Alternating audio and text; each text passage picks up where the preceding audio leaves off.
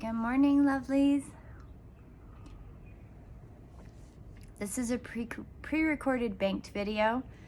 I know that things are going to speed up a little bit here, and I'm going to intentionally try to video 2 or 3 daily devotions a day for a little while, because I'm not entirely certain how much things are going to speed up, but I've learned to pay attention to this little niggling in the back of my head when it comes to daily devotional prep work.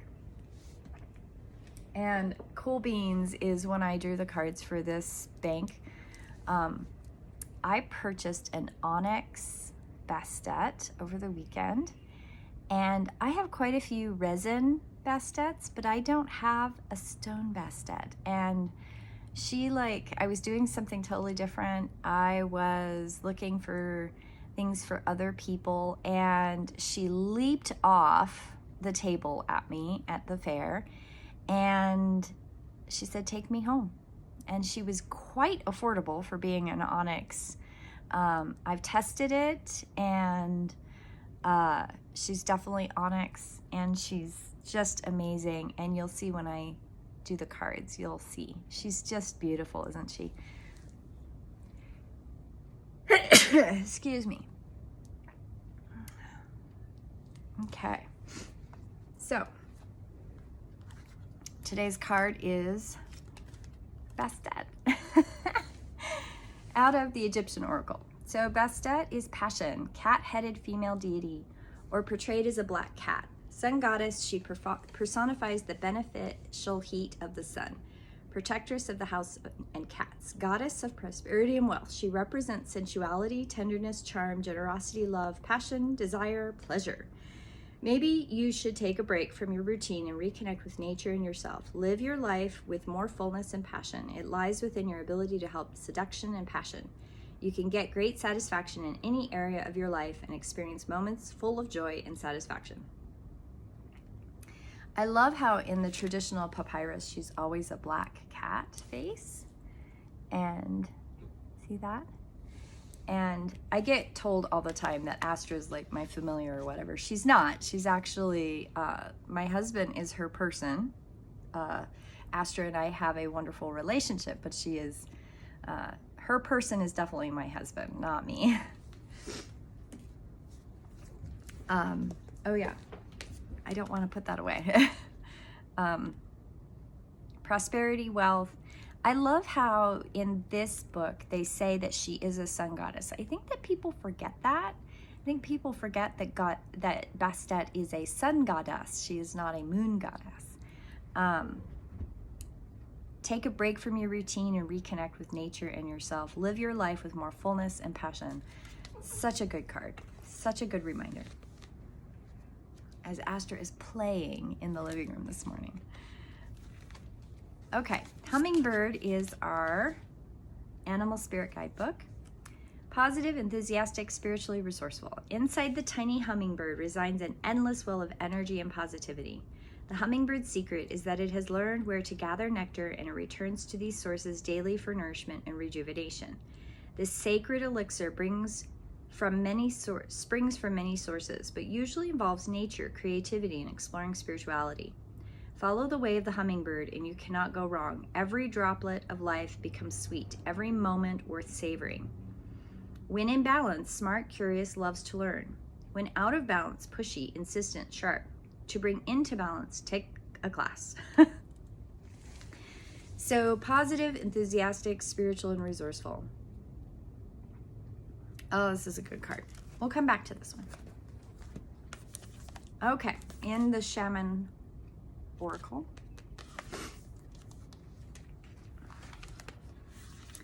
Soul Retrieval, number 49. Soul Retrieval is a practice that helps you recover a part of yourself, your energy, your enthusiasm, your innocence that you have lost. At first, we'll use soul retrieval to recover from our hurts and heal our childhood wounds. Later, we learn to journey to recover our original nature, that self that never left the Garden of Eden, who speaks to the rivers, to the trees, and to God. When we return to Eden, we are whole again. The invitation You are no longer fragmented. You are one with creation. You have healed the cause of the pain you feel, so you do not need to dwell in it any longer. Really, it's true. If you are still hovering over an old wound, find a new flight path. Don't be distracted with the little stuff you've already mastered. Go for the big one, journeying back to Eden. The medicine of this card. When did you compromise that you truly believed in to be loved or accepted by someone? Think back over your life and find the time or the times when this happened. Vow never to compromise your integrity again. What have you agreed to in the name of love that you know is deeply wrong? Make it right this instant. Love that. So if you look at the picture, it's a moth or a butterfly coming out of the chrysalis. I'm not sure which insect. I am not an insect specialist. Though I think I have an insect specialist following me on my channel. Okay, so we have Bastet, passion, creativity, a sun goddess, sensuality, enjoying the things in life. Beautiful message. In the Animal Spirit Guidebook, we have the hummingbird, positive, enthusiastic, spiritually resourceful. The hummingbird returns daily for nourishment and rejuvenation. The sacred elixir springs from many sources, but usually nature, creativity, and exploring spirituality. Find the way of the hummingbird. Things can't go wrong. Every droplet of life becomes sweet. Every moment worth savoring. I love that message. That is so much with Bastet. Be sensual. Enjoy the sensual, creative expressions of humanity, of your existence. And then soul retrieval. Now, one of the things about soul retrieval, the invitation is not to be distracted by the little stuff, the stuff you've already mastered, the stuff that's safe, in the sense that you've chosen not to break out of the normalcy. The medicine is, when did you stop believing? And when did you start compromising your integrity to do what was right in the moment? And always, always, always, all of these cards talk about connection to earth, to the rivers, the trees, to divinity, to the spirituality of who you are.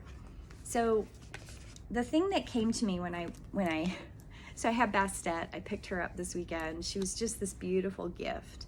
And then this morning when I drew extra cards for the extra daily devotions I'm making, one of the things that came to me was that we often, I think, get caught up in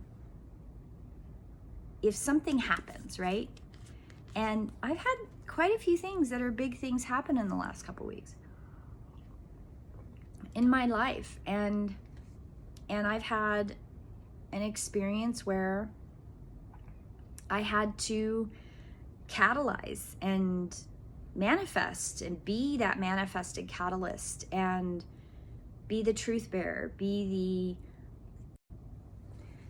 where I had to be the speaker of truth in time, space, in community. I had to step into my power. And one of the things that happens when something like that happens is, I, like many people, I am so not exempt from this, but one forgets sometimes how to not be caught in the morass of that time and space, that place that's very uncomfortable. Now, I know that I've said this before, it's all over my webpage. I'm a catalyst. I'm like a walking, talking catalyst. So when I talk about catalyst, I talk about from almost like a scientific perspective. Like when you add a new chemical to a process, it changes the form of whatever is happening.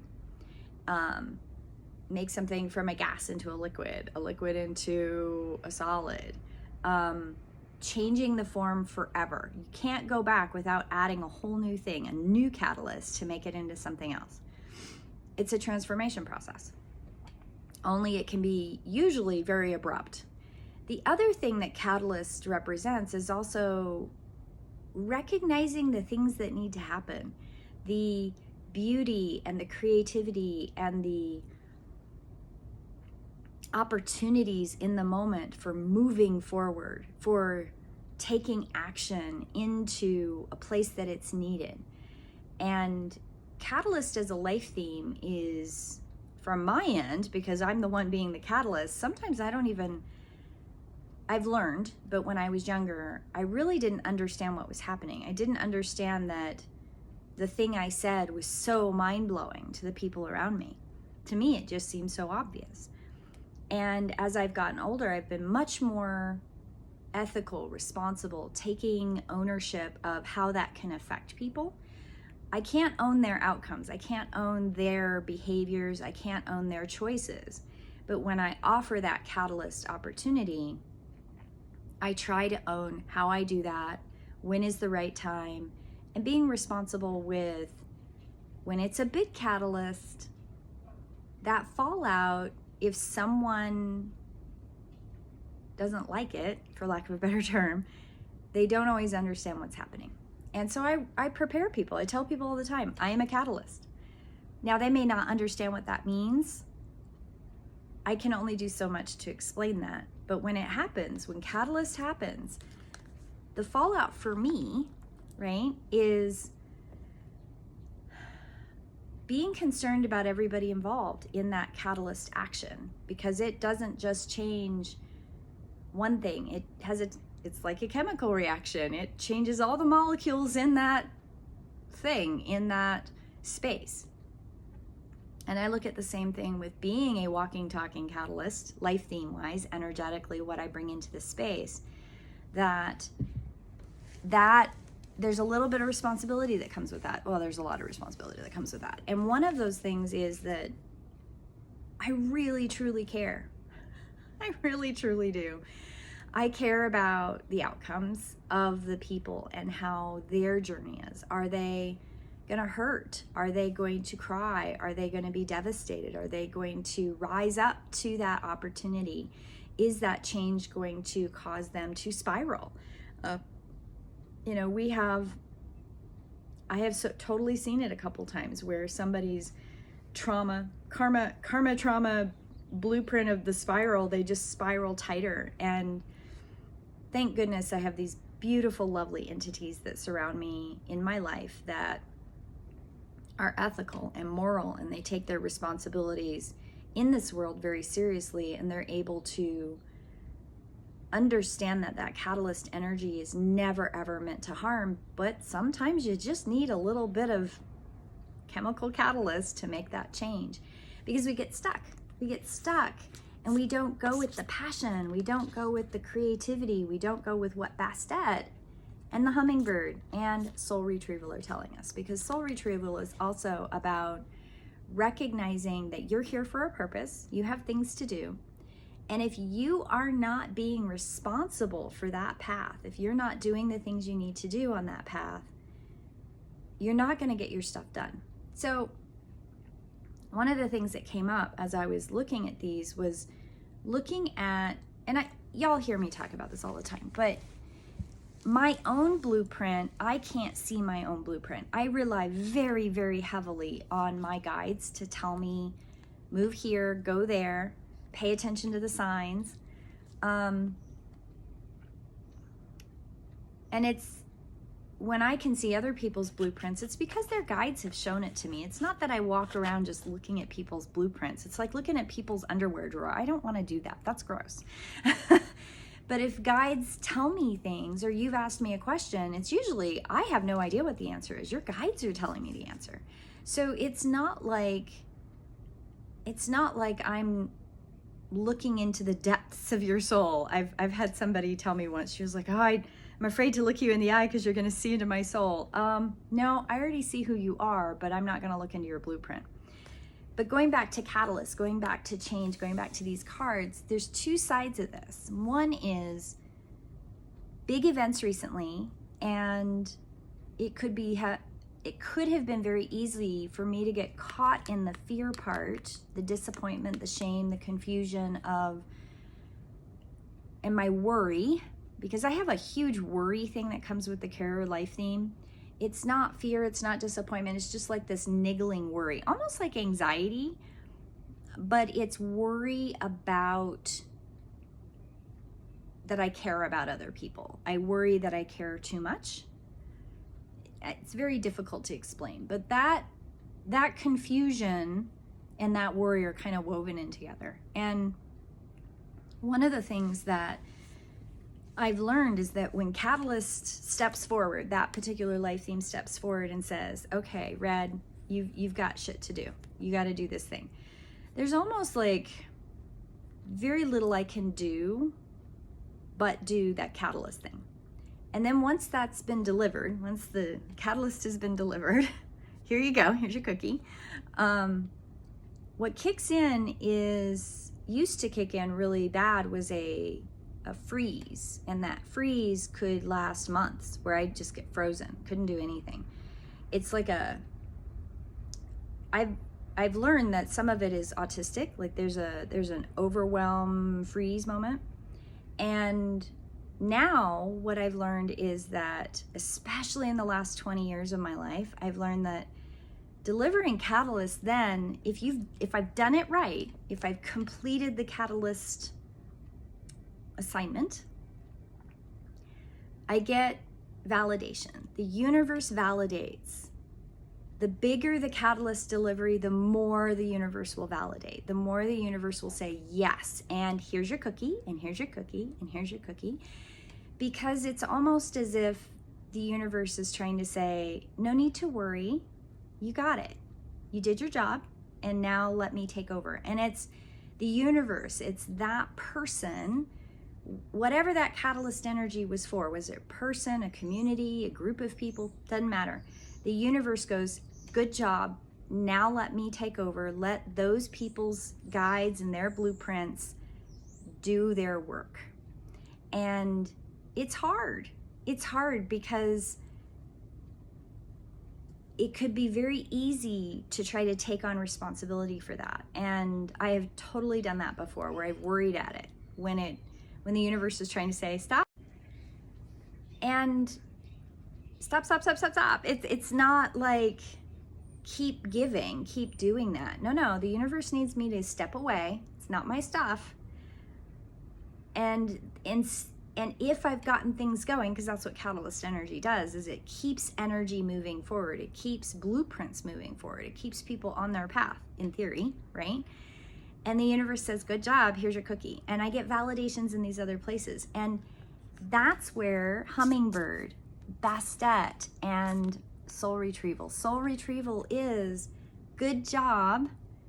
Now stay on, keep doing your thing. And the other side of the Catalyst is that, or the other side of Soul Retrieval, I was going somewhere with this. The other side of Soul Retrieval is when you're not leaning into the universe validating,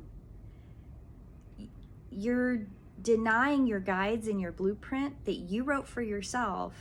You're denying yourself your own cookies, so to speak. And I'm using cookie because I've noticed that kind of makes people laugh lately. It's like my new thing. But the universe gives you cookies all the time. Here's your cookie. Good job. Your soul retrieval process, when you're doing exactly what it is you're supposed to be doing, the universe, your blueprint that you wrote for yourself, you're giving yourself cookies all along the way. And they're beautiful, they're creative, they're passion-filled, they're love-filled, and it's a beautiful thing.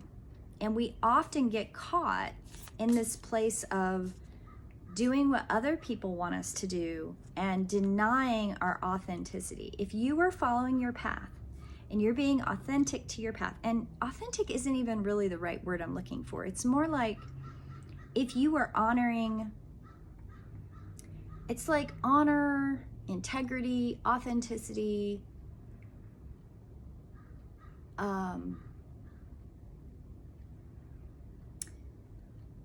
it's kind of like you're listening to your inner soul, who you are as an entity in your blueprint walking around in this earth, if you're doing those things,